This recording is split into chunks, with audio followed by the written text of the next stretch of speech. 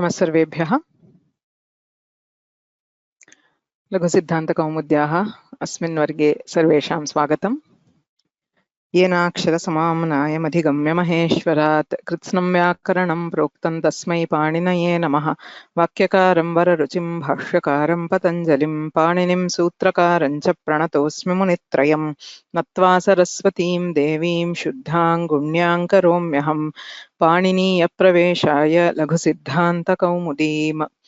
इको यणचि एचोयवायावः वान्तो यि प्रत्यये धातोस्तन्निमित्तस्यैव क्षय्यजय्यौ शक्यार्थे क्रय्यस्तदर्थे भय्यप्रवय्ये च छन्दसि एकः पूर्वपरयोः अन्तादिवच्च षत्वतुकोरसिद्धः आद्गुणः वृद्धिरेचि एत्येधत्यूट्सु आटश्च उपसर्गादृतिधातौ वासुप्यापि शलेः औतोंशसोः एङिपररूपम् ओमाङोश्च उस्य पदान्तात् अतो गुणे अव्यक्तानुकरणस्यात इतौ नाम्रेडितस्यान्त्यस्य तु वा नित्यमाम्रेडितेडाचि अकस्सवर्णे दीर्घः प्रथमयोः पूर्वसवर्णः तस्माच्छसो नः पुंसि नादिचि दीर्घाद्यसि च वाच्छन्दसि अमिपूर्वः सम्प्रसारणाच्च एङः पदान्तादति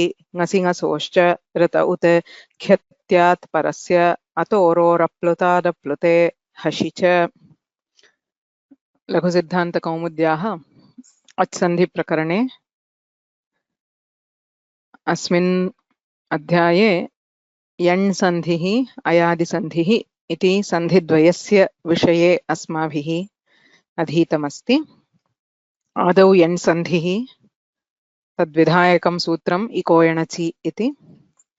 यणादेशे कृते तत्र अनचि च इत्यनेन वैकल्पिकं द्वित्वं ततः सम्भवे सति झलां जश्छषि इति जष्ट्वम् अपि भवितुमर्हति इति ज्ञातवन्तः। अयादिसन्धौ एचोयवायावः इति मुख्यं सूत्रम्। एचः अचिपरे अय् अव् आय् आव् इति आदेशाः भवन्ति। वान्तो यि प्रत्यये इति सूत्रेण तु यकारादिः प्रत्ययः अस्ति चेत् ओकारस्य अवादेशः औकारस्य आवादेशः भवति।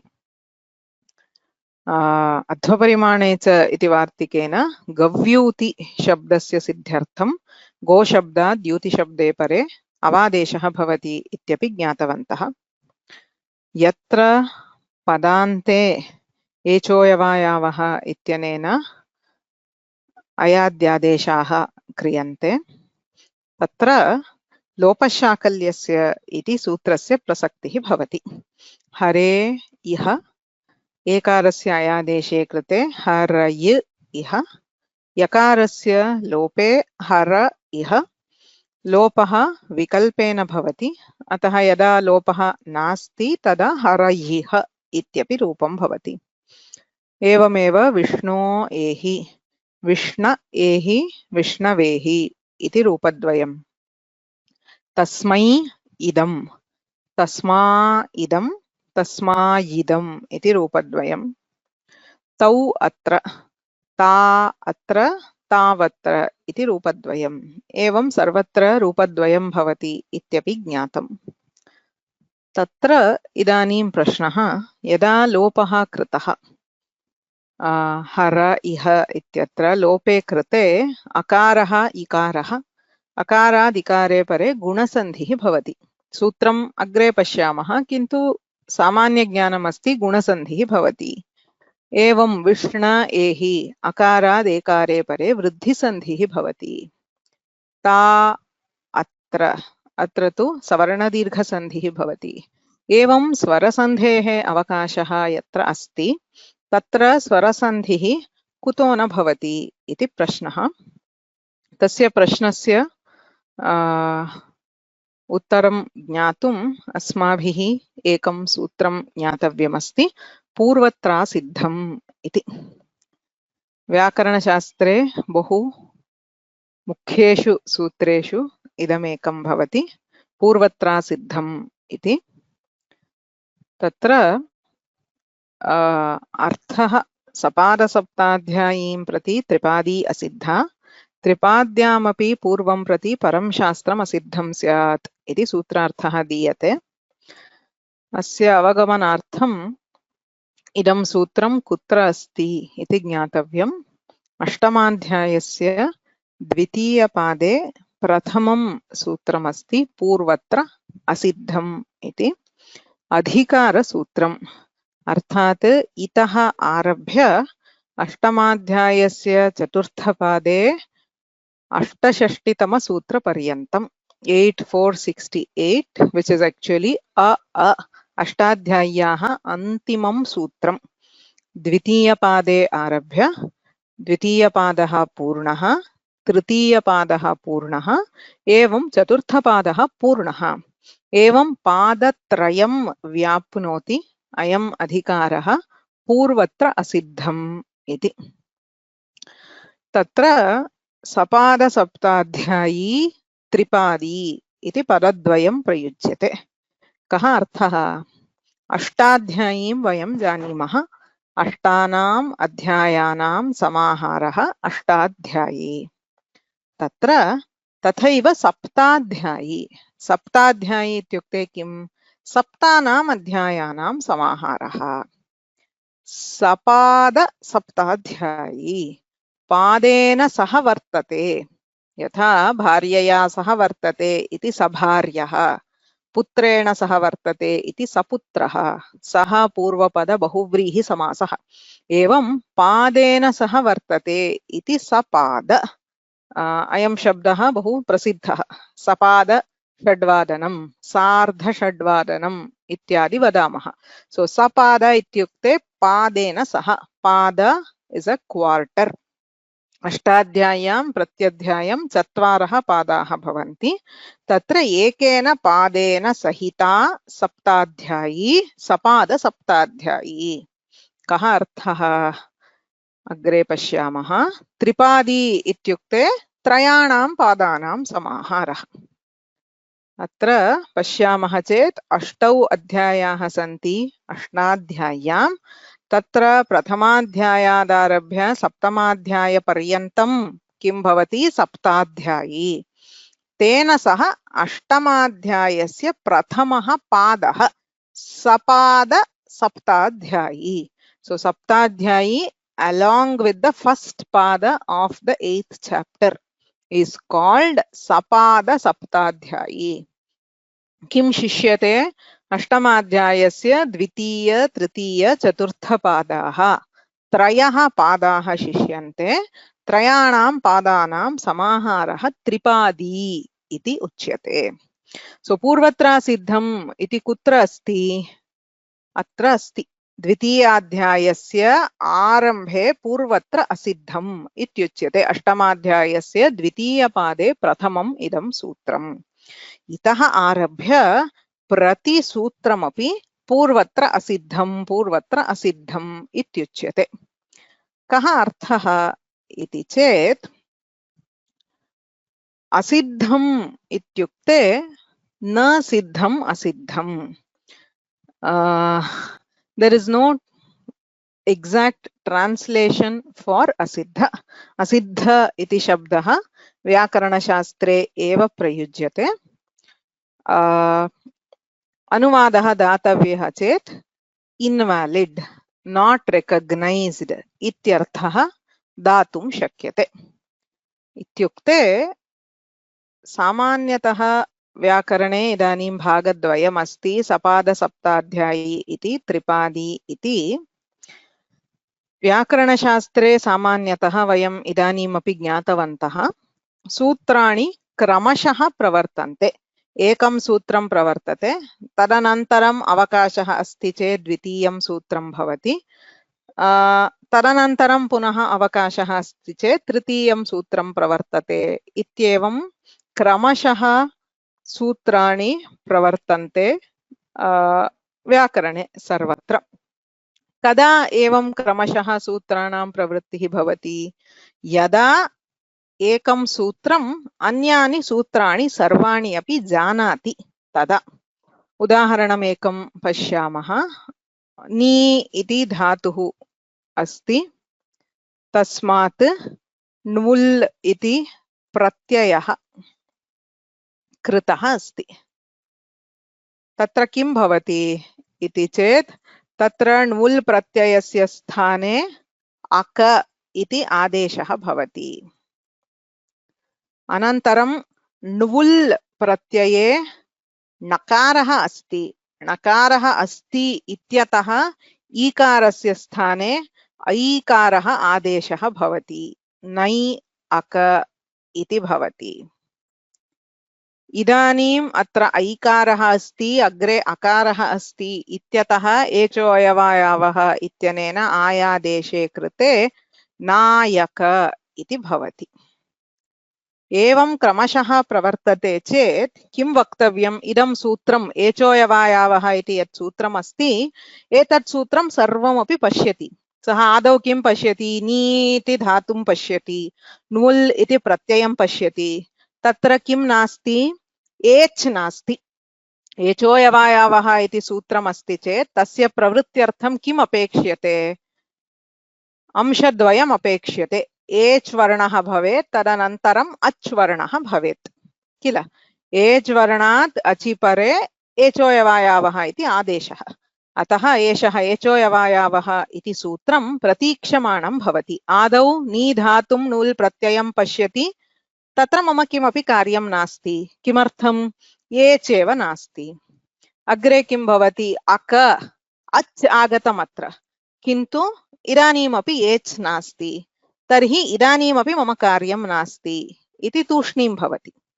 तृतीयस्तरे यदा अचोयणिति इति सूत्रमस्ति, तेन सूत्रेण ईकारस्य स्थाने ऐकारादेशः कृतः, तदा एचोऽयवायावः इति सूत्रं पश्यति। ओ, इदानीम् अत्र ऐकारः आगतः, अकारः अस्ति, तर्हि मम कार्यस्य अवकाशः अस्ति इति मत्वा इदानीं सः प्रवर्तते, तदा आयादेशः भवति।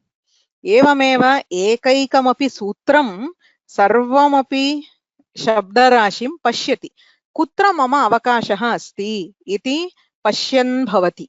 यत्र तत्र क्रमशः परिवर्तने तस्य सर्वाणि निमित्तानि उपस्थितानि भवन्ति, तदा तत्तत् सूत्रं प्रवर्तते इति स्थितिः।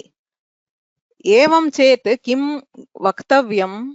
एचोऽयवायावः इति सूत्रं सम्पूर्णाम् अष्टाध्यायीं जानाति। अष्टाध्याय्यां केन केन सूत्रेण किं किं कार्यं प्रचलति इति सर्वमपि जानाति। तदा एव यत्र निमित्तम् उपतिष्ठते तत्र एतत् सूत्रं प्रवर्तितुं शक्नोति। Clear? So each sutra of the Ashtadhyayi, it will act when its conditions are present. So the conditions need not be present right at the beginning. As and when the processing of shabdas happens, at any particular stage, the moment the conditions are correct, a particular sutra will act, which means each sutra has to know, understand and recognize all other sutras of the Ashtadhyayi. इयं सामान्य स्थितिः। तथा एव भवति। कदाचित् किं भवति? द्वयोः सूत्रयोः कलहः अपि भवति। उभयोः सूत्रद्वयस्य निमित्तं तत्र अस्ति चेत्, सो एकं प्रथमं सूत्रम् अस्ति, द्वितीयं सूत्रम् अस्ति, उभयोः निमित्तम् अस्ति चेत् परस्परं तत्र कलहः भवति। तत्र कलह निवारणार्थं सूत्राणि अपि पाणिनिना एव प्रणीतानि सन्ति। तत्र अपवादः इत्यस्ति अथवा विप्रतिषेधे परं कार्यम् अस्ति। एवं बहुविधानि कार्याणि भवन्ति। प्रतिसूत्रम् अन्यानि सूत्राणि जानाति, अन्यैः सूत्रैः कृतं कार्यमपि जानाति। एतत् सर्वं कुत्र भवति इति चेत् सपादसप्ताध्याय्यां भवति। सपादसप्ताध्याय्यां प्रथमाध्यायस्य प्रथमसूत्रादारभ्य अष्टमाध्यायस्य प्रथमपादे अन्तिमसूत्रपर्यन्तं यानि सूत्राणि सन्ति, तानि सर्वाणि सूत्राणि परस्परं जानन्ति। किन्तु त्रिपादी इत्यस्मिन् खण्डे यानि सूत्राणि सन्ति तानि न ज्ञायन्ते। अत्र मध्ये काचित् भित्तिः अस्ति। एतानि सूत्राणि परस्परं सर्वं जानन्ति किन्तु त्रिपादीं न जानन्ति। त्रिपादीस्थैः सूत्रैः यद्यत् कार्यं क्रियते तत् कार्यम् एतानि सूत्राणि द्रष्टुं न शक्नुवन्ति। So asiddha means all the sutras in this chunk, that is Sapada Saptadhyayi, they know each other, they understand each other, and they recognize the changes or the operations done by each other. But they are not aware of the sutras of Tripadi, nor do they recognize any operation which is performed in the Tripadi. It is as if this is one big processing unit. They do all the processing here. Once they send it out, whatever happens here is invisible. Itaha bahihi tripadim pravishati chet punaha sapada saptadhyayim prati agantum na shaknoti kimapi shabda rupam ityarthaha. It's a one way. Adau atra yadyat karaniyam tatsarvam kritva त्रिपादीं प्रति प्रेषयामः चेत् तं शब्दं पुनः आनीय सपादसप्ताध्यायीस्थैः सूत्रैः कार्यं कर्तुं न शक्नुमः इत्यर्थः। इदमेव अनेन वाक्येन उच्यते सपादसप्ताध्यायीं प्रति त्रिपादी असिद्धा अज्ञाता इत्यर्थः। So asiddha means it is not recognized, not accepted, not known. You can translate in any way. The effect is the same. So ayam prathamaha bhagaha atra upavishati purvatra siddham iti sutram kutra asti 8174 tadanantaram 821. So purvatra siddham is like a wall. Atra upavishya kim bhavati purvatra. Idanim त्रिपादी आरभ्यते पूर्वत्र इदम् असिद्धम् इतः परं यद्यद् वदामि तत् सर्वमपि किं classified information एतानि सूत्राणि तत् न जानन्ति इति पूर्वत्रासिद्धम् इत्यनेन उच्यते। अयं सूत्रार्थस्य प्रथमः भागः सपादसप्ताध्यायीं प्रति त्रिपादी असिद्धा इति। किन्तु एतावदेव न इदम् अधिकारसूत्रम् अस्ति इत्यतः अग्रे किं भवति त्रिपाद्यामपि पूर्वं प्रति परं शास्त्रम् असिद्धम् अर्थात् पूर्वत्र असिद्धम् इति त्रिपाद्यां प्रतिसूत्रं गच्छति। किं करोति at every step अत्र 821 इत्यत्र किमुक्तं पूर्वत्र असिद्धम् 822 द्वितीयसूत्रं प्रति गत्वा इदं पूर्वत्र असिद्धम् इत्युच्यते। एवम् अग्रे अग्रे यथा यथा गच्छति प्रतिपदं तत्र पूर्वत्र असिद्धम् इत्युच्यते। So the final effect is त्रिपाद्यां प्रत्येकं सूत्रमपि अहमेव अष्टाध्याय्याः अन्तिमं सूत्रम् इति चिन्तयति। तदग्रे यानि सूत्राणि सन्ति तानि सूत्राणि न जानाति। So 822 knows everything which comes before, but it does not know 823, 824, whatever. It thinks, okay, I am the end of Ashtadhyayi. If you go further, 8239, so this knows everything that has been done till 8238, but it doesn't recognize anything which happens after that. So the same thing continues till the end. 8267, it thinks I am the end. It does not know or recognize whatever is done by 8468. Tripadyam api पूर्वं प्रति परं शास्त्रम् असिद्धम् इति द्वेधा पूर्वत्रासिद्धम् इत्यस्य अर्थः दीयते। इदम् अत्यन्तं मुख्यं सूत्रमस्ति व्याकरणे। किमर्थम् इति चेत् तेनैव अन्तिमस्य रूपस्य निष्पत्तिः कर्तुं शक्यते. Otherwise, you will get lots of undesired forms because the sutras go on operating again and again, even where they are not required. Okay, idanim atra asmakam etat pashyamah. Sorry.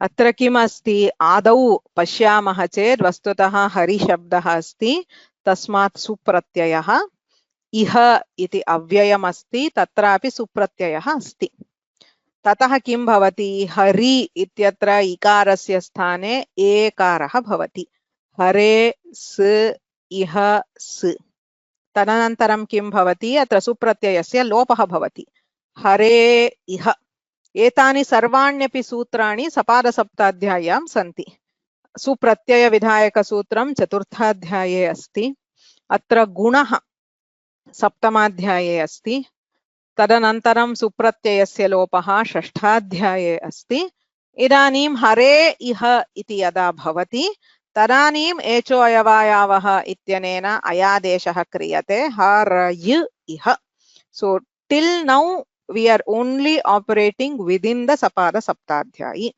तावत् पर्यन्तं सर्वमपि सम्यक् अस्ति किन्तु अग्रे किं क्रियते इति चेत् हरय इह इति त्रिपादीं प्रति गच्छति किमर्थं लोपशाकल्यस्य इति this number is wrong लोपशाकल्यस्य is not 8174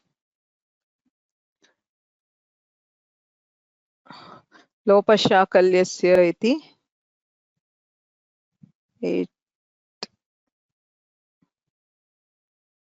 8319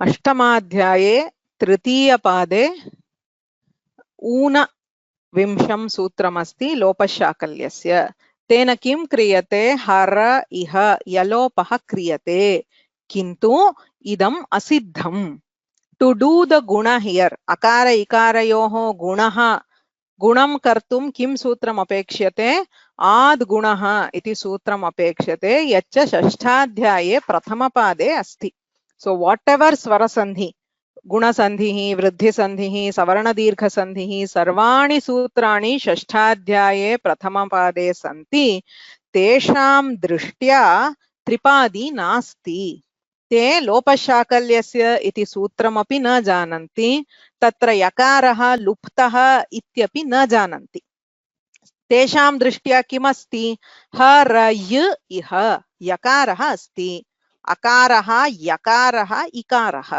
सो अकारानन्तरं यकारः अस्ति चेत् तत्र कोऽपि स्वरसन्धिः न भवति गुणः वृद्धिः किमपि न भवति अतः किमपि स्वरसन्धि सूत्रम अत्र न प्रवर्तते right so as I said it is one way you can go into tripadi but this hara iha cannot come back into sapada saptadhyayi atayeva lopashaakalyasya ityanena yakarasya lope krite पुनः sapada saptadhyayi sthaihi sutraihi swarasandhihi na bhavati it can only go out prayogah hara iha ityeva bhavati अष्टाध्यायीं समाप्य अग्रे किमपि सूत्रं नास्ति after lopashaakalyasya there is no other sutra which can transform a plus e अतः हर इह इत्येव प्रयोगः भवति पुनः अत्र स्वरसन्धिः न भवति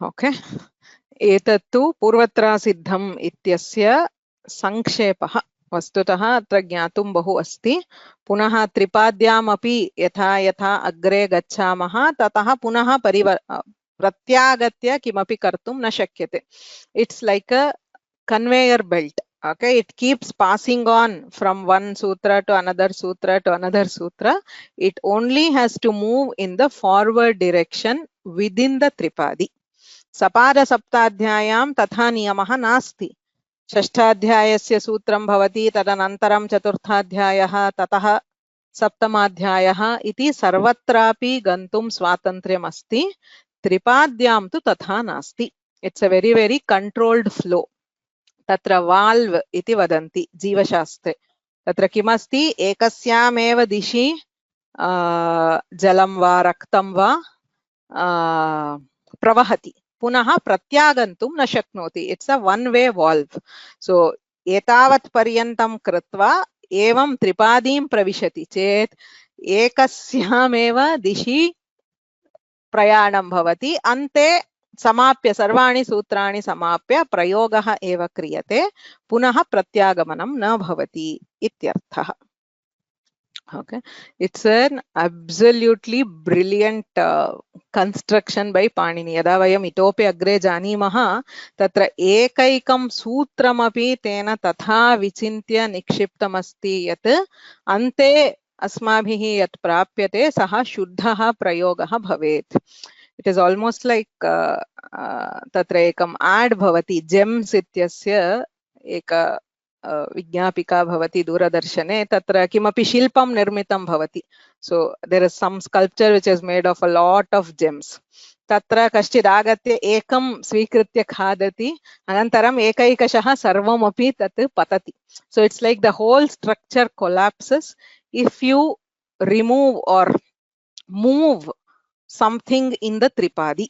एकं सूत्रम् इतः स्वीकृत्य पूर्वं स्थापयामः चेत् अथवा परत्र स्थापयामः चेत् तत्र महान् भेदः भवति रूपनिष्पत्तौ.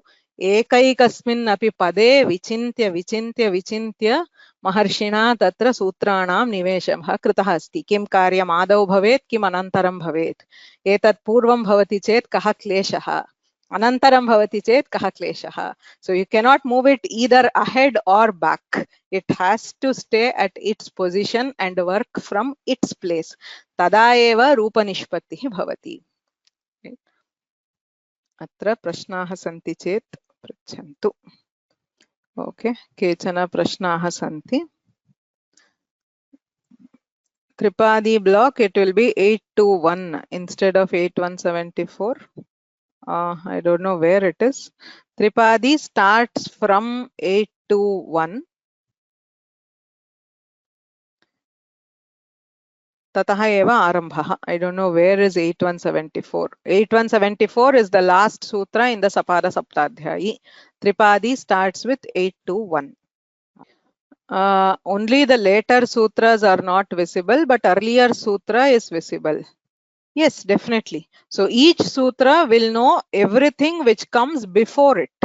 Okay, say if you take say 8239 is Jhalam Jashonte. So Jhalam Jashonte will know everything till 8238, but it will not know anything which comes later, 8240, 41, 42, it will not know. Even when there is lopa by other sutras, further sandhi does not happen. There is no such rule. It is not, it has nothing to do with lopa itself. It is purely for this sutra, which is lopa shakalyasya. If it is any other sutra, you will have to look at the sutra number and then check if it will happen or not. So it is with reference to lopa shakalyasya, the sutra and the position of the sutra, and not about lopa in general. So is this the reason why it is necessary to know the sutra number? Yes. Of course, especially with Tripadi, you should, I mean, whether you know or you look it up, Sutra Sankhya Jnatavya. No chet tatra kim asiddham, kim na asiddham, iti vaktum na shakyate. Is there a significance in locating the Tripadi at the end of the 8th chapter? Yes.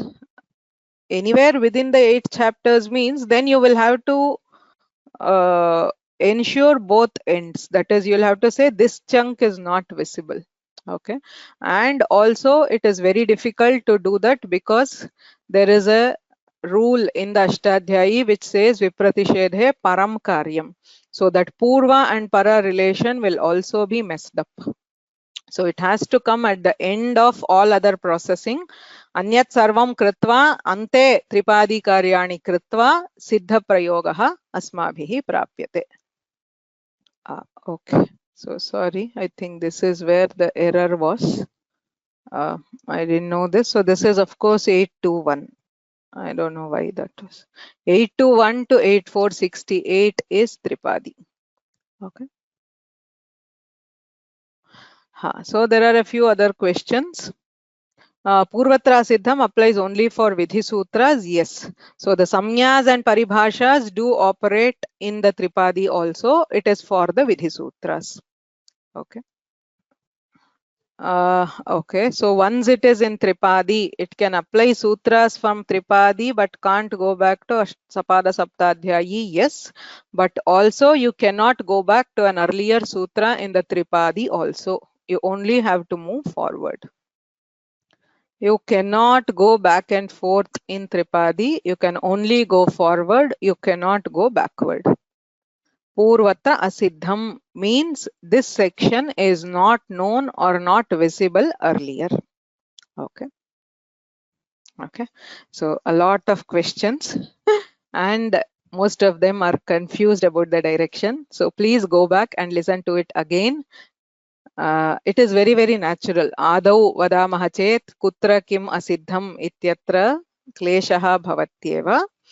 Kintu पुनः एकवारं संक्षेपेण वदामि पूर्वत्रा सिद्धम् इत्यत्र द्वेधा नियमः क्रियते सपादसप्ताध्यायीं प्रति त्रिपादी असिद्धा अर्थात् सपादसप्ताध्यायी स्थानि सूत्राणि त्रिपादीं न जानन्ति त्रिपादीस्थसूत्रैः यत् कार्यं क्रियते तस्य ज्ञानम् अत्र न भवति so you cannot apply a sutra from the Sapada Saptadhyayi based on a transformation made in the Tripadi. Also, Tripadyam api purvam prati param shastram asiddham bhavati. So, Purva Sutram prati paratra yadyat sutram asti tat sarvam api asiddham bhavati.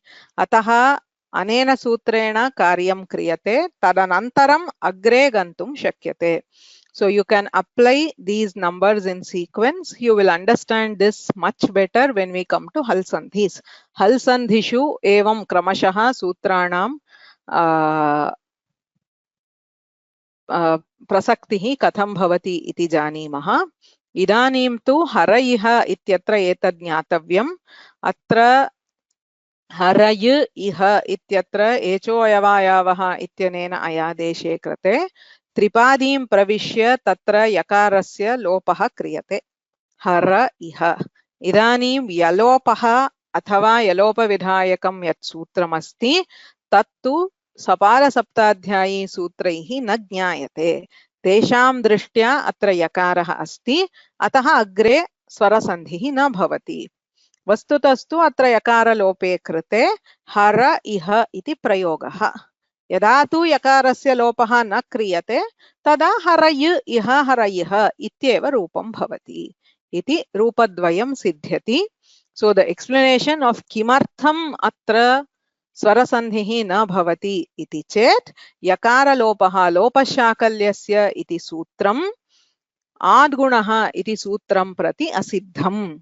What you need to do next? Akarasya ikarena saha gunasandhihi adgunaha iti sutrena kartavyah kintu adgunaha iti sutram prati yalopaha asiddhaha lopashakalyasya iti sutram asiddham ataha atra gunasandhihi na bhavati.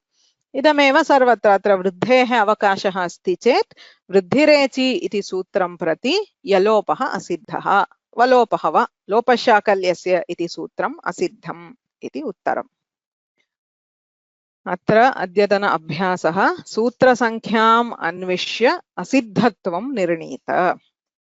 तत्र सूत्रद्वयं दीयते. अष्टाध्यायी पुस्तकमस्ति चेत् अन्ते index इति भवति अकारादिक्रमेण अथवा अष्टाध्यायी.com इति जालस्थानं गत्वा साक्षात् सर्च कर्तुं शक्यते.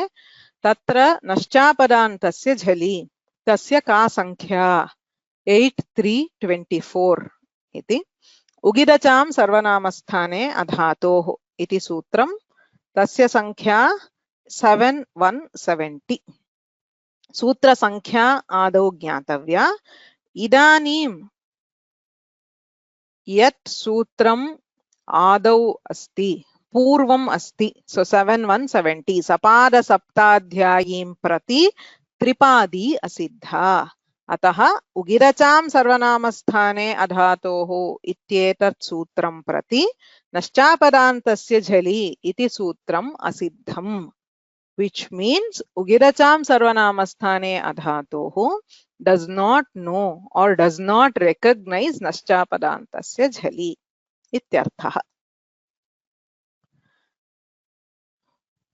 मोनुस्वारः मोनो धातोः इति सूत्रद्वयम् अस्ति. सर्वे तु एतत् जानन्ति इति मन्ये. सो अष्टाध्यायी.com इति गत्वा तत्र सूत्रपाठः गम्यते चेत्, so you can just type here either in English or Devanagari. So mono धातोः मोनुस्वारः उभयम् अत्रैव अस्ति, एवमेव दृष्ट्वा लेखितुं शक्यते. So mono dhatoho is 8264, monuswaraha iti 8323.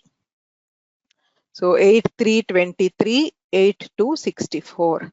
Atra idanim tripadyamapi purvam prati param asiddham. So mono dhatoho iti sutram prati monuswaraha iti sutram asiddham bhavati. So mono dhatoho ityetat sutram prati monuswaraha iti sutram asiddham bhavati. Okay. Evameva tatra itopi sutrani santi. Sutra sankhyaam drishtva kim sutram prati kim asiddham. Atraiva reverse na lekhaniyam. Tatra sutrarthasya panktidvayam smartavyam. Sapada saptadhyayim prati tripadi asiddha. Tripadyam purvam prati param asiddham. So it should come in that order. Monuswaraha is the earlier sutra. No, it is not. Monuswaraha is 8323. Mono dhatoho is 8264. So don't look at just the last number. The pada is also important. Mono dhatoho comes first and then monuswaraha. So mono dhatoho knows only till 8263 itself. So it does not know anything starting from 8265. So monuswaraha comes later. So mono dhatoho does not recognize or does not know monuswaraha. So are there apavadas for this sutra? Yes, yes, yes. Everything in Shastra has apavadas. Purvatra siddham ityasyapi apavadaha santyeva. Agre kadachit tesham vishaye janima. Idanim agrima pakshasya krite asmakam yojana.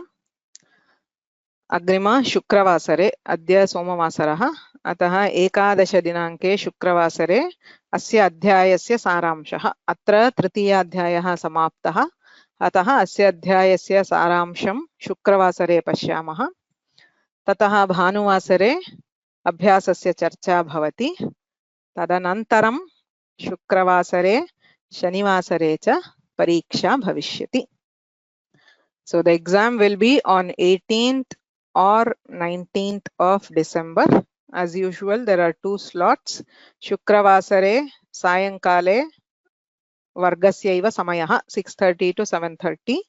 Athava Shanivasare Pratakale Ashtavadanataha Navavadana Paryantam.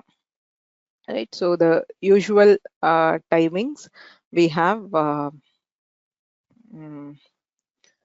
the test on chapters 1, 2 and 3. Pariksha sarvada arambhadeva. Samya prakaranam vismritya atsandhi prakaranena na kinchit prayojanam. Ataha purvatana prakaranadapi kechana prashnaha bhavanti. Iyamapi pariksha bahuvikalpiya eva. So as usual it will be multiple choice questions. Okay, I hope the other details you know. It will be very similar to the previous exams. Tasya panjikaranaartham link ityadi aham agre vakshyami. Siddhatartham samayah bhavatu ityeva idanimeva udghoshana kriyate. So after Friday I will put up the link for registration. Okay. Tataha Shanivasare परीक्षां समाप्य अग्रिम शुक्रवासरे चतुर्थाध्यायस्य आरम्भः क्रियते. Purvatra Siddham does not apply to the exams. No asiddha for the exams. So you have to know everything that is taught. Okay. येनाक्षरसमाम्नायमधिगम्य महेश्वरात् कृत्स्नं व्याकरणं प्रोक्तं तस्मै पाणिनये नमः।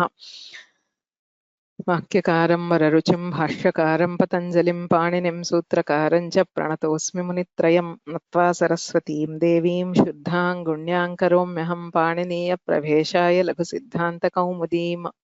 धन्यवादाः।